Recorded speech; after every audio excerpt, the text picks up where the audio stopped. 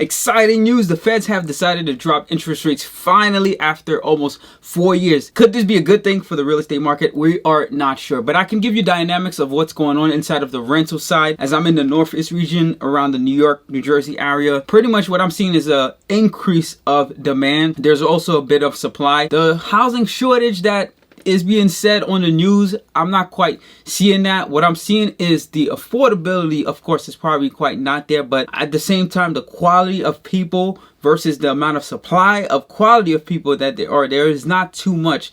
So creating that bondage, that relationship between a landlord and also the potential people that are designed to rent, is becoming harder. So in order for you to find the right person, it could seem harder because there's a lot of people that are demanding properties right now, but it's not good quality people that I would say for what you might be particularly looking for. There is a lot of scamming going on. That's why we want to ensure that we are very careful, talk to people on the phone to figure out exactly who they are, make sure their listings is good. Do not send any money unless you have seen the actual place.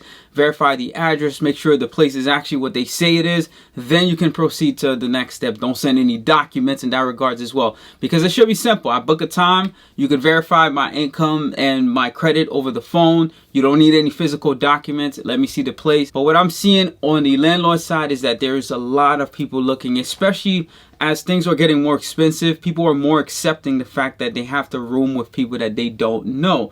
In other words, just like in New York and Brooklyn, where people were sharing houses, apartments, making it like room rentals, is becoming a more common thing that's spreading up a lot much more as things are increasing in pricings and people cannot afford it. And there's also increase in terms of maintenance costs, insurance, taxes on the landlord side as well, which makes it much more difficult. Contractors are more expensive to do the work for repairs, so therefore the cost has to be passed on somewhere. Some people don't understand that. They just think, oh, landlords were just trying to harbor money. But in reality, I think when you first acquire property, especially if you utilize one of those smaller down payment loans like the FHA or the 5% conventional on a multifamily, you're not making, if any at all, any profit for good, I would say 5 years, because you're having to fix certain things, especially if you did not purchase this property, like even brand new renovated properties that pass all these inspections. You still got to do some work as soon as you get in there. It's not this perfect, easy, passive thing that they advertise and sell like, oh yeah, I'm just going to get some passive income.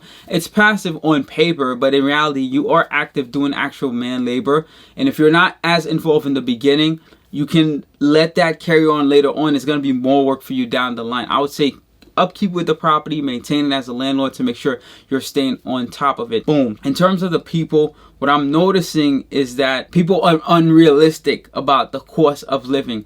A lot of people financials are also not matching with what expectations are, because I do have to review some of their bank statements and things like that and seeing what they're actually bringing in. And people are struggling, just being real out here. People are struggling financially a bit. It could be a bit of money management discipline that they don't have, but I'm not too sure. I'm not digging into their lives all the way through, but I am seeing the struggle of what they can actually afford. The amount of savings that people have is not as high for a majority. There are people that are doing okay, but a majority don't really have that. So that's the dynamic that I'm seeing both in like the New York, New Jersey area, close to the metro, where everything is pretty much very condensed, concentrated. There is just this huge demand. People are just finding it tough to look for housing, as well as landlords are struggling to make sure they put the right people in there. Laws are changing. I'm seeing New York now, you cannot look at someone's past eviction records, which is crazy. Like, I need to see if someone has been evicted to see if I'm willing to let them be back in here or not. That's just not right. I think New York took it a bit too far when it comes to favoring the tenants. I get they're trying to help with the homeless crisis, but I don't think that's helping, as there are over 50,000 vacancies in New York, and landlords are refusing to renovate those apartments because of the fact that the cost doesn't make sense. And those are rent stabilized apartments where they cannot increase the rent, even though it's vacant at the moment. For them to put it back on the market, they have to stick to whatever the government guidelines tell them to do. And it don't make sense. Why am I going to spend $30,000 and I'm going to have to wait, 30 years to make a return? It just doesn't make sense. So therefore, they realize that it's much more beneficial for them to do nothing and just leave it vacant.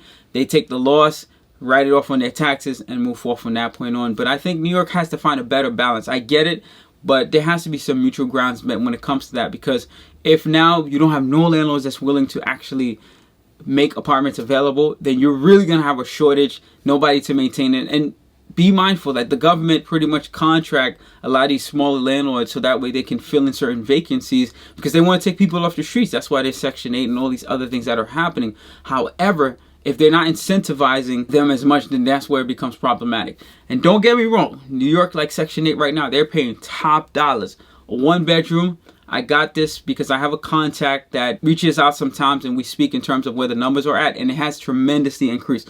A 1-bedroom goes for $2,700. One room, they'll rent for $1,100, and a 2-bedroom, I believe, goes for 3-bedroom goes for about $3,000, and 4-bedroom, you're looking at $4,000 for the rental. It's pretty crazy. It's pretty insane, which is good. They are seeing the opportunity to do that, and you pretty much, they owe you money from the time that you have to hold the property. So meaning if you get in contract with them and the person their process takes about 2 months, they still are going to pay you for those 2 months while it's vacant, just so you can hold it, so they can come in there. I have a friend that just did a rental like that, and he was like, he couldn't believe that this amount of money that he's getting is pretty much paying off his mortgage because he bought so long ago. Right now in New York prices, you're not getting that in a lot of places and location. In New Jersey, the dynamics are different. The laws are much better when it comes to tenants. You can get them out much quicker. They don't have all these rules around keeping tenants in here. They don't have any also restrictions against looking at someone's eviction notice in that regard. So you can see the past history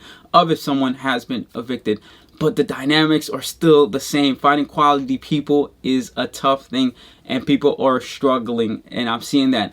As inflation is cooling off a bit, things are stabilizing. I'm not sure if the Feds drop interest rates too quick, but at least they didn't drop it too aggressively. I'm hoping that's all the drop that they do, because things have to see a stabilization where only the people that have the cash to do certain things can do it, and people are not taking out loans all crazy, all willy-nilly because of the fact that they can. And this is what makes them invest in so many different things, causes prices to surge up. And it creates a false impression of where the economy actually is because it's operating based on a lot of lending. So I think that had to be slowed down quite a bit in order for us to get to where we are at right now. It's weird. My landlords out there, stay strong, stay focused, definitely be particular. Don't rush to the money. Take your time in terms of screening people properly. Just know that the right person will come that needs to be there, wants to be there at the right time. And also another thing I noticed for landlords is it seems like the higher you increase your rental amount, the better quality people that you have. It's a crazy thing that, to me, it blows my mind, but it's a real truthful thing. Versus if you have it much lower, for some reason you just attract certain types of people, and it's just nuts. Price it right. Don't be too high, of course, but at the same time, don't be too low. Find a good middle point, middle ground that works for you, but definitely don't underprice your unit, especially if you have put a lot of efforts and labor into it. At the same time, you on the tenant side, don't try to go for something that you see that you cannot afford. Look at your savings. Realistically, you should try to have 6 months worth of savings of what the rent is. For example, if the rent is $1,000, you should have $6,000 inside of your bank account. Most properties in New York, it goes like this. You have to pay the first month, the security, and usually 1 month broker's fee. So you're looking at $3,000 right off the back right there just to move in by the first of whatever month that you're moving in. In New Jersey, it's a little different. It's 1 month's rent, 1.5 security, and you got to pay the broker 1 month's commission. Typically, that's how it is. So it's 3.5 times. So in New Jersey, as you can see, there's a bit more protection in that regards, but they're close to being pretty much like almost the same. Take your time, look at what you have, realistically see and analyze if you can quite afford this. Just because you have 6 times the savings don't mean you should be going for that apartment. Try to get something cheaper, maybe, so you're not touching your savings as much. Or if you are in a tight point, you know your income is going to be coming in good. You went through a very short pivotal point, maybe changing jobs, or you had some tough couple months here and there, then completely understand. You're going to get back on your feet and you want to make a move now. You may have 4 or 5 times what the rent is. Then you got to just make that analysis for yourself to see if it's a good move. But it's okay. And I know landlords that are not going to just nitpick on, oh, you don't have exactly 6 times, I'm not going to take you. Or your credit score is not over 600, I'm not going to take you. No, there's a lot of more things that they actually look for, especially those that are not a big giant management company or running like this big corporation. They're more likely to be more human, so therefore they'll have a conversation so things can be much more acquainted. That's pretty much it. I hope you found all this insightful. Stay encouraged out there, both of you on both sides. Peace and love.